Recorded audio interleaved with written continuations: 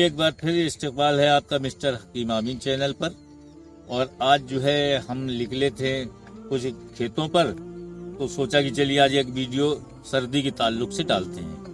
तो हमारे कई भाइयों ने कहा कि हकीम साहब गला बैठ जाता है, सर्दी में मोटरसाइकिल से चल रहे हैं तो गला बैठ जाता है, गले से आवाज़ नहीं निकलती है, तो ऐसे सूरत में कोई नुस्खा बता दें। तो आज ये गन्ने का खेत पर पहुंच गए तो मैंने सोचा चलिए आज हम ये नुस्खा बता दें आपको।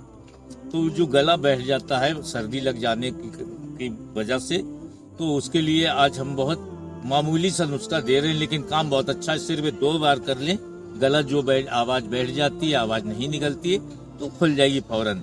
जैसे ये गन्ना है, इस गन्ने का टुकड़े इतना बड़ा टुकड़ा ले लें और उस गन्ने के टुकड़े को आग में ऐसे गाड़ दें और 15 मिनट उसको आग में गड़ा रहने दें। वैसी आग ना होगी गन्ना जल जाए, उसके नीचे गाड़ दें, मतलब पकी हुई आग में। और जब वो गन्ना भुन जाए बस उसी गन्ने को चूस लें 2 बार, सुबह और शाम। कितनी भी आवाज बैठ जाए फौरन आवाज खुल जाएगी।